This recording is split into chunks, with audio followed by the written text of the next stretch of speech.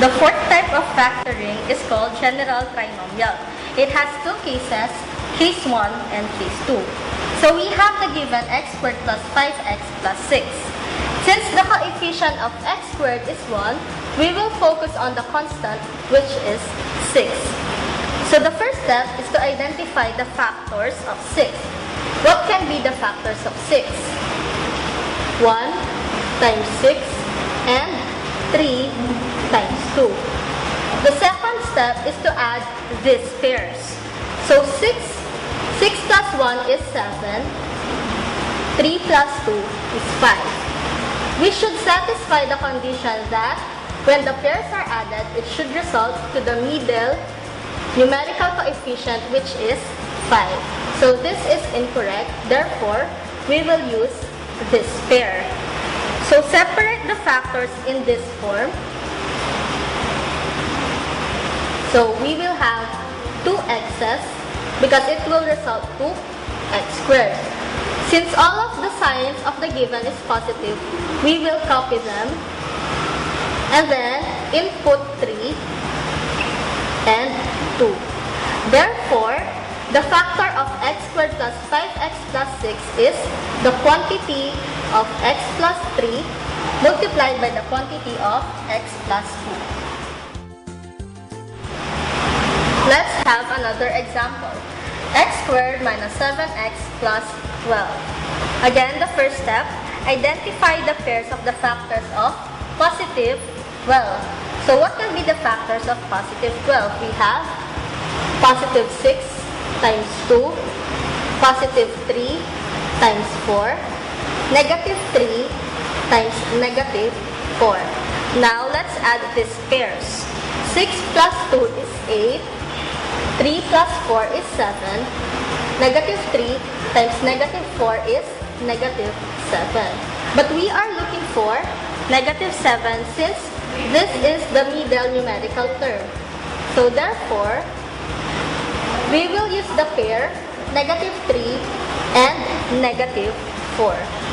So the factors of x squared minus 7x plus 12 is x minus 3 and x minus 4.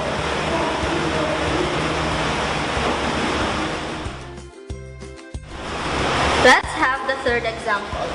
X squared plus 2x minus 15. So again, identify the pairs of negative 15. What can be the factors of negative 15? We can have negative 1 times 15 or negative 3 times 5 and positive 3 times negative 5. Add these factors. Negative 1 plus 15 is positive 14. Negative 3 plus 5 is positive 2. 3 plus negative 5 is negative 2. So we should have a result of positive 2. Therefore, we will use the factors negative 3 and 5. So the factors of x squared plus 2x minus 15 is x minus 3 times x plus 5.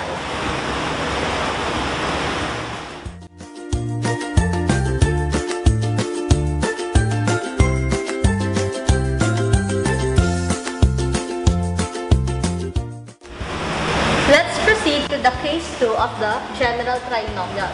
We have the given 3x squared plus 13x plus 4. So the first thing to do is to identify the factors of the first and the last term. So we have 3x squared and 4.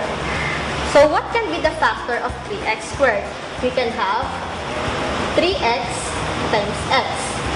What are the possible factors of 4? That can be 2 times 2 and another factor can be 4 times 1. Second step is to position the factors in two separate binomials. Please feel free to rearrange the factors. So we can have 3x plus 2 and x plus 2. Next, 3x plus 4 and x plus 1. We can also have 3x plus 1 and x plus 4. The third step is to multiply the inner terms and the outer terms. So 3x times 2 is 6x. 2 times x is 2x. Next pair, 3x times 1 is 3x. 4 times x is 4x. The last pair, 3x times 4 is 12x. And 1 times x is x. The fourth step is to add the products of the inner and outer terms. Whichever matches with the middle term of the trinomial are the correct factors. So 2x plus 6x is 8x. Therefore, this is incorrect. 4x plus 3x is 7x. This is also incorrect. 12x plus x is 13x. Therefore, this is the correct pair of or factors. So the factored form of 3x squared plus 13x plus 4 is 3x plus 1 times x plus 4. Let's have the second example. 2x squared minus 3x minus 9. Again, first identify the factor of the first term, which is 2x squared. So 2x times x.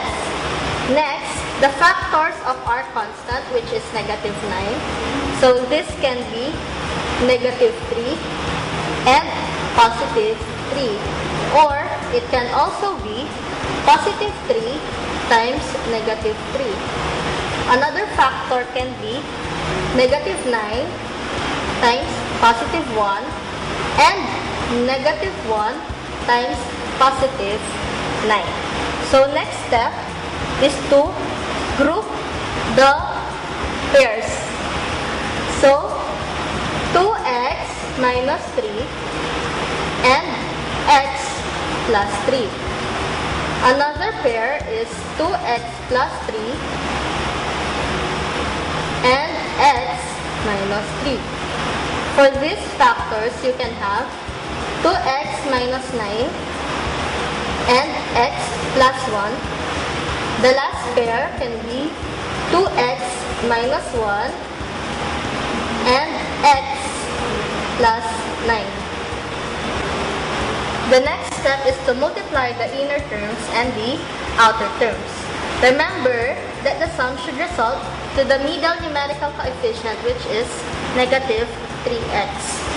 So negative 3 times x is negative 3x. 2x times 3 is 6x. So negative 3x plus 6x is positive 3x. Therefore, this is incorrect. Next, 3 times x is 3x. 2x times negative 3 is negative 6x. 3x plus negative 6x is equal to negative 3x, which is our middle term. Since you already got the correct answer, you don't have to check the other pairs anymore since it will be a waste of time. Therefore, the factors of 2x squared minus 3x minus 9 is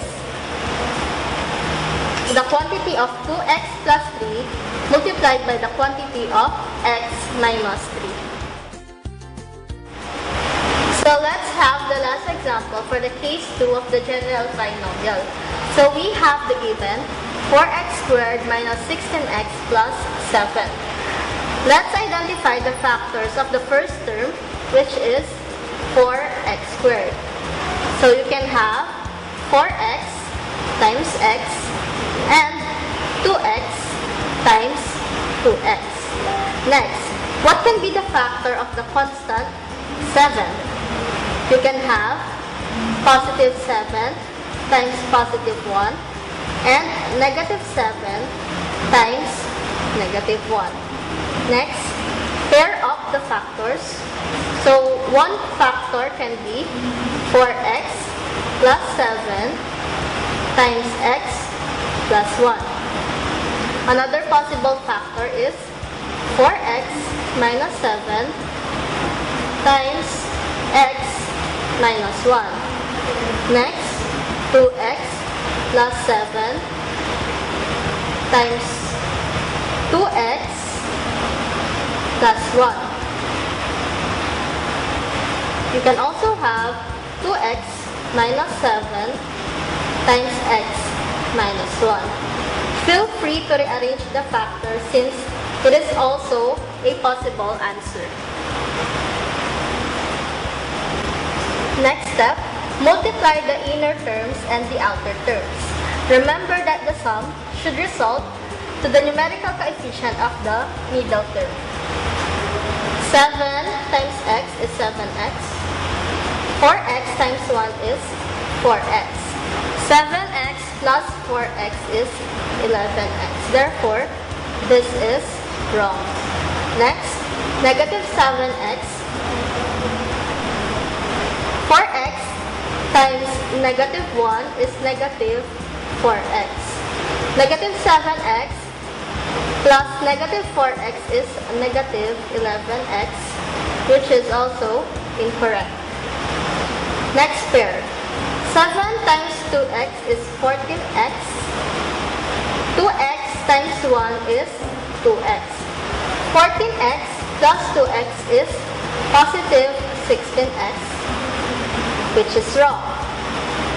Next, negative 7 times 2x is negative 14x. 2x times negative 1 is negative 2x. Negative 14x plus negative 2x is negative 16x, which is our middle term. Therefore, the factors of 4x squared minus 16x plus 7 is the quantity of 2x minus 7 multiplied by 2x minus 1.